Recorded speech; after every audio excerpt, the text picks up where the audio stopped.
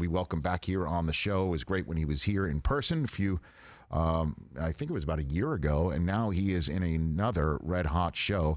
Lovecraft Country airs Sundays at 9 p.m. Eastern on HBO. It premiered a couple of weeks ago. So many people are talking about it, and part of it is because of how well acted it is. That includes Courtney B. Vance back here on the show. How are you, sir? I'm very well. What a wonderful segue. That was very nice, Rich. You've done this show before. You know what? This is what I. This is the only way I know how to roll. I only know one speed. I only know one speed. That's it. That's all. I like your speed. Nice. Well, I appreciate yours as well.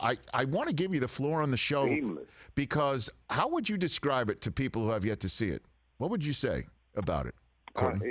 It's a family that during the 50s where black folks could not travel freely throughout the country, especially north to south, south to north. So there was a group of people who traveled the country, and they scoped out places for people to do, black folks to do daily, your daily stuff. Get your hair cut, get a good meal, get a nice place to stay.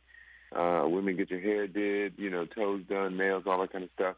And all those things were compiled in a book called The Green Book. And so our family does that. And on the way down there, we know what we're going into. Emmett Till didn't take it seriously when he went from Chicago down to Mississippi, and he paid the ultimate price. But we knew what we were getting into. And so we go down there, and we know the physical monsters that we'll encounter, which are the sheriffs and the policemen and the folks, just folks, racist folks in general. But there are actually figurative monsters down there, and we actually are battling. Myself, Jonathan Majors plays my nephew, and Journey Smollett, who plays his good friend. The three of us, as we're traveling, we discover we're in the middle of some really. We're battling both the figurative and the metaphysical monsters, and it's quite thrilling and exciting. When you say metaphysical monsters, that's the part about this show that is jarring when it first appears. You're talking about actual monsters. That's what you're referring to. Yes, but people, you just don't know what you're, and that's the beauty of any show, is that you think you know what's going on. And you kind of do know what's going on if you watch the show, and you get lulled into a sense of, we know this show. We're in rhythm with the show, and then all of a sudden, bam, the show takes you in a different direction, and that's what these great limited series and these series do. They throw you, and so you're on the edge of your seat. Something's going to happen. I know something's going to happen. No, it didn't happen. But I know something's going to happen. It happens. So you really, when they're done well, this particular genre, and it's an action flick, and it's a horror flick. So it's they're incredibly hard to do. And Misha Green and her team and the cast and crew and the producers, Jordan Peele and J.J. Abrams and HBO, they really, it was a struggle to find our rhythm, but we found it, and boy, did it pay off. Well, when you find out that you get a production team, a producer team of who you just mentioned, and then you see a cast, you're absolutely, I'm sure, for somebody in your profession, you're like, okay, where do I sign? That said, when you get a script like this, did you have to read it a couple times to kind of grasp what this was? I'm a huge Misha Green fan after The Underground, and so I wanted to be in that show. This came up to me. Misha, I sat down with her, and I knew as soon as I talked to her, I wanted to do this. So it wasn't a hard sell for me. I just wanted to be in it. I wanted to be a part of something that she was doing, because I know her vision is very large. And so this one, I didn't really know the extent of what, you talk about, there's going to be monsters, Courtney, and I'm not a real big horror flick guy. Yes. I'm an action flick guy. So I just went in on faith that I knew that, when she says it's going to be done well. And it was HBO and Jordan Peele and J.J. Abrams. I said, I'm in. Courtney B. Vance here on the Rich Eisen Show. When you say action film, give me an action film. Which one? Give me a good one. When you're like, okay, I want to watch an action film. This is the one. What was the one that with the blue face people and that James Cameron did that we're all waiting for number 2? Avatar. Avatar. That's classic. That's Sure. with the one with Harrison Ford. Which is pretty much any. My family. By the way, you just named every Harrison Ford film pretty much outside of Star Wars. That's pretty much. I'm a huge Harrison Ford. Any of the Indiana Jones series, so the Game of Thrones, is an action series. By the way, I mean, to be on an HBO show too, Courtney, and Michael K. Williams, part of your cast members. I love Anjanou Ellis, he's Umi, right. Zaku, just with the cast is stellar. No doubt. I mean, Michael K. Williams, for fans who of HBO shows might know, he played Chalky White in Boardwalk Empire, but of course Omar from The Wire, which is one of Omar is one of the greatest characters in TV history, you could say. You could really make a case for that. For sure. So, Courtney B. Vance here on the Rich Eisen Show. You're from Detroit. Does that make you a Lions fan? I don't know if we had this conversation before, but have you? We probably did, but I think I let you know before. They just took too long for me. I had to move on. I'm sorry. I'm sorry. It's just they have never won anything, and I wish I could hang with them, but I left a long time ago. Okay. I love my city. But I'm sorry. I'm sorry, Lions. I'm sorry. No, I know. And you have a couple of Ivy League schools on your diplomas on your wall. So, do you have? Is there a sports team of yours that you kind of dig, that you've followed, used to? Anything that? Well, I was a Patriots fan for the longest time, but I was Mr. Brady was my guy. But he's moved. So I think I have to go down to Tampa Bay. Okay. And that's where the Super Bowl is this year. So I'm down there. The Clippers are my team in basketball. Yankees are my team in baseball. I think I've created enough enemies already. But I think, do I need to stop that? No, I'm a Yankee fan, and T.J. Jefferson, my social media Grand Maester, to use the phrase from Game of Thrones, is a big-time Clipper fan who loves the Mets, and I tried to get him off the Mets and go to the Yankees earlier today, just on this very program about 2 hours ago. Yeah, you're not going to do that. That's like the Sox and the Cubs. The Cubs. Sure. Yeah, I got you. For sure. So, do you have any thoughts on what on the NBA deciding to stop playing for a few days?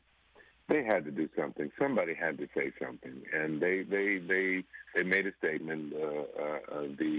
The GOAT, the greatest of all time, got in there with the owners, and they let them know, just let the guys talk. Let them talk. So you got to let them talk, and you guys got to listen, because this is bigger than the game. The life is bigger than the game, and so they came to a decision that they made a statement, and then they were going to get back to playing. But it is. I was encouraged that it was across the board. It was baseball, tennis, golf, soccer. Everyone is taking a stand and saying that's enough. That's enough. And so it is, whether or not they threw the whole season. I think they made the compromise when they all got together and talked it through, that it was enough was enough. We had to make a statement. We had to say something. We just couldn't keep playing and not say something, which is what, usually a president that stands up and comments on something, says something to bring the country together. We're going to get through this together. We're going to find out what happened and just be calm.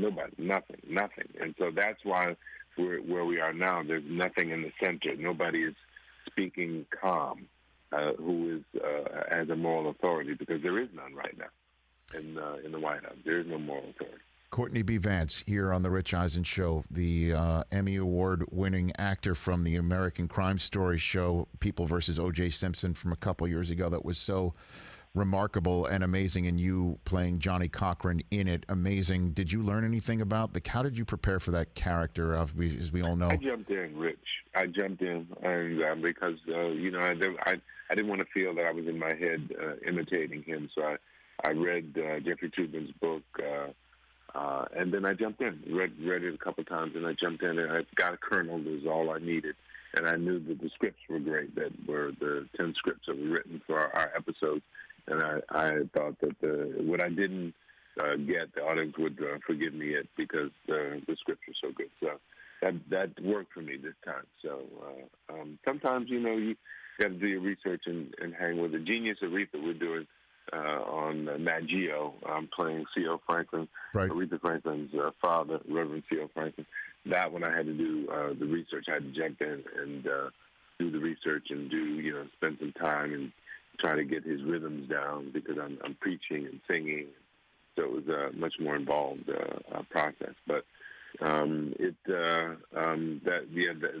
Hemingway was with us for the OJ piece, and he's with us on the Genius Aretha. And he's my guy. I'm very proud to be a part of this together with him. And we're going to try to get back to. We didn't finish shooting it, so we're going to try to get back sometime next month or the month after and bring it home. And then it's awesome. Last one for you here. I'm going to jump way back. How old is Sean Connery turned 90 this week? Is that a true story, That's Chris? true. Wow. 90 years old. It's 1990, Wow. the famed Hunt for Red October. I don't know if you were in many scenes with him, but you got any good Connery stories from the set? Yes, absolutely. He had just had throat surgery. And so, back in that day, there was all this atmospheric smoke. It was terrible for you. I don't know how any of us survived it. Mm-hmm. But they would, when he wasn't on the set, they smoked it up. We could barely see each other. There was so much smoke on that set. But when he was on the set, we just heard someone just scream out, "Sean's on the way!" And because he had let everybody know early on, he said, "You got me for a month, and there's no smoke. I want no smoke." So he got on the set. Everyone had a fan, and everyone was waving their scripts and whatever just to clear the air. But before he got on the set, because he would walk away if there was any smoke in there. So that was all. That was very, very classic Sean Connery telling everybody that you only got me for a month, and when I'm here, there's no smoke. That had to be, you were, I think we discussed this maybe the last time you were on, but I kind of have a new audience right now anyway. That must have been one of your first gigs. Obviously, you were in Hamburger Hill before that, which is a remarkable film, but that had to be a first biggie. Right, a first biggie. You want to talk about action movies? I mean, my gosh. That had to be pretty big for you to be on a set like that, and here comes Sean Connery, smoke or not. That had to be huge for you. That had to be big. Yeah, that was big. It was big it was very difficult to get into because I read the book several times, and I wanted that role so bad. But I was doing a play at the Public with Joe Papp. Yep. And my agent at the time let the general manager of the Public know that if the role comes up, he should be allowed to go. And the general manager, yep, no problem, he'll be able. But of course, the general manager never told that to Joe. And so, of course, it came up. I got the role, and the agent calls the general manager and says he's got the role, he's got to go. And the general manager says no, because I had replaced Joe Morton in this play. So the general manager didn't want to let me go. So I had to go up and talk to Joe, and he's telling me why I couldn't go, and I'm saying, I just knew in my spirit, I'm out. So by the time I got back downstairs to get ready to do the show, they told me that, I guess, Sam Cohen at ICM at the time, God rest his soul, called Joe up and the general manager, and the Sam Cohen said, "You got to let him go, Joe." And Joe said to the general manager, "Did you tell him he could go if this movie came up for him?" The general manager had to admit he did. There you go. They let me go.